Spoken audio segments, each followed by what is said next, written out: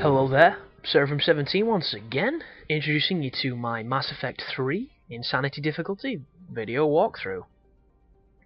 This is the Tikkun section of the game, and we're going to be dealing with the Quarians and dealing with a Geth Dreadnought.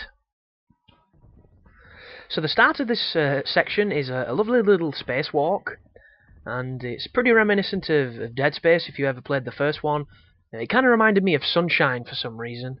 I know there's the whole, joining between the two different ships, but I don't know why I got that feeling, but all this is a little bit of a traversal section, a little bit of a puzzle, because you've got to only walk on the areas that will get you forward. It's nothing too challenging or taxing, but I do like it because it's different. It mixes up the gameplay, and I do think that this game would have benefited a whole lot more if there were more sections of a similar nature to this one. And there's going to be people that probably think that this is boring as shit because all you're doing is walking forward. But what I mean by what I say is there should have been a driving section thrown in somewhere. There could have been some space combat. There could have been anything. Like Mass Effect 1 had a lot of good stuff. It had a lot of bad things, but they just seem to have dropped a lot of it, and it seems crazy. But the section of the game coming up can be quite challenging, but once you understand it and you realise that Tali is overpowered when it comes to fighting Geth, you'll learn that this is one of the easiest sections of the game. I am going to be doing a side quest coming up where you will learn a hell of a lot more about the Geth, and that is one of my favourite parts of the game, actually. Because you learn about the original rebellion between the Geth and the Quarians and it shows you a really new perspective on it, because in previous Mass Effect games, the Geth have been almost demonized completely because they were the enemy in the first one. They made no sense. They were working with the Reapers, and we were pretty much eradicating them everywhere we went. And the exposition in the level that will be coming up is such an interesting and actually a touching sequence of videos that really make you feel for the machines. And I know what a lot of you are thinking. Oh, Chris, when did your vagina grow through? But no, it's not like that at all. I'm a sensitive little flower. Sometimes it's just one of those things. She's a sensitive flower, as he says, the guy who works at Shitty Walk on South Park. I don't know. I am a Geth sympathizer. I am a wholehearted Geth sympathizer. And if that makes me, a minority in the universe of Mass Effect, then so be it. But I really like Legion. Legion's one of my favourite characters. There's just something about him. And one of the things that I find most offensive about this game is how little you can interact with your crew from the second game. And I really wanted Legion with me again. And it's such a departure, I would say. Because if you remember Mass Effect 1, you got a bunch of crew, and then on the second game, pretty much all of them came back to being playable in the sequel. Like Kaidan did, Ashley did, Liara did, Tali did, Garrus did, Rex did. You could get actually, I don't think Rex did. Sorry, Rex was the president guy, wasn't he, of the Krogan world, and you got Grunt instead. But for all intents and purposes, anybody that you liked off the first Mass Effect, you could carry through the entire next game, and it's almost as if they got stick for it and they decided to not make it that way, or maybe they thought with the loyalty missions and everything that they'd embellished enough upon those characters from the second game that they didn't really want to give you them aside from a couple of one-off missions.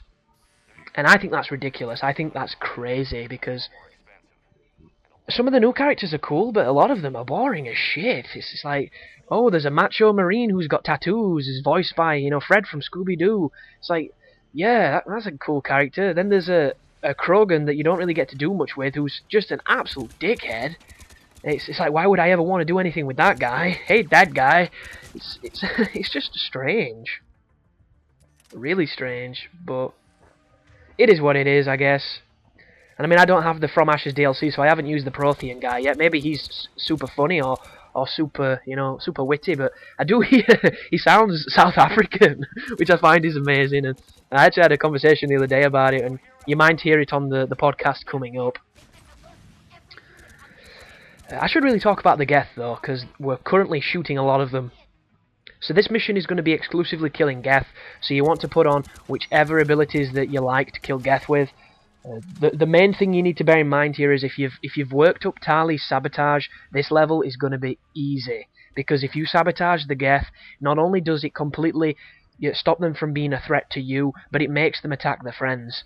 It doesn't just break the weapons or anything like that. It will give you an ally depending on how much you have specced into that ability. And it's amazing. And you'll notice when I do it to them, I still shoot them. And the reason for this is I didn't realise at the time that the sabotage was doing that.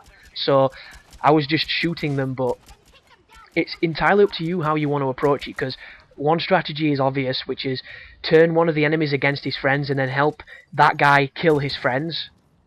Although if the sabotage does wear off, he will start shooting at you again. Or there's the strategy of, you know, sabotage an enemy so he's distracted and won't kill you, and then focus on killing him. Either way works, and you want to be using it as much as you can, because this is a move that works on every Geth.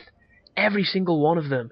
Even the primes, which are the big heavy equivalents, it works on them. And it completely makes them not a threat at all. Right there, I stood on a trip mine. And that is the first time I realised what that was, because when I was first playing through the game, I kept being set on fire randomly. I thought I was spontaneously combusting, and it turns out that the Geth do lay proximity mines, so you want to be a little careful. But yeah, Tally, you'll notice I've got it spec'd down at the bottom so that when I press left on the D-pad she does sabotage. That is all you want to be doing. It's going to make this section easy. You get a Geth Prime on your side, there's nothing he can do. If he's the last guy standing, sabotage him, shoot him in the face. Sabotage him, shoot him in the face. That simple. There is literally no strategy to talk in this level because of how easy it is if you use Tally correctly. The Geth Hunters are something to be mentioned because they're assholes, and the rocket launcher dudes are, but I'll talk a little bit more about them when we get to them.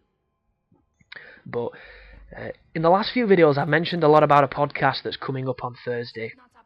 And you might not watch my videos, you might be new to my channel and you might be interested, and you might not know what it is. Basically, me and a bunch of my friends, we're all pretty hardcore gamers, we've been doing it for a while. We helm a podcast.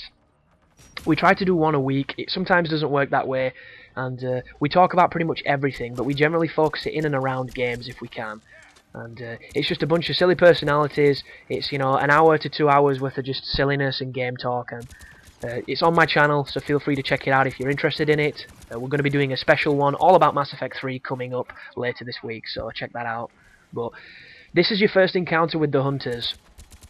And the Hunters are just like the elites on Halo. They will be cloaked until they get, you know, to a certain distance to you, and they decide to uncloak, and that's when you need to take them out. They've got a shotgun as well, and they're such bullshit. Like, if they get close to you on Infinity, what the fuck am I on about? On Insanity, and you don't know they're there, it's game over. It really is. They suck so bad. And when they're invisible, you cannot get a lock on them until they lose their cloak or until you kind of can see them. And it can be really annoying. But as soon as the cutscene kicks off, there's a bunch of them that come down the left-hand side of this aisleway, or this building, of the room, should I say. And as long as you take them out first, you can clear up the rest of the enemies easily.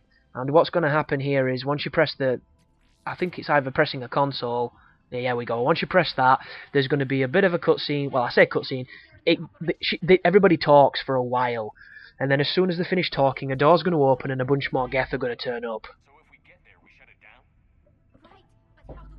And you'll notice I'm running around. I'm waiting to see them spawn. I'm on edge, and the reason for it is I don't have the volume on when I recorded this guide, so I couldn't hear them talking. And I'm like, where are these enemies coming from? I thought they were just teasing me, but they have a good old chinwag for a while, and then they show up. And it's a couple more Hunters, and they're going to come down this left flank where I just looked then. As long as you cover that flank, and you use that console in front of me there for cover when you get in trouble, you'll have no issue with the rest of this room. It's child's play. But that is effectively the end of the video, guys, so thanks for watching. I hope it's helping, and you take care now.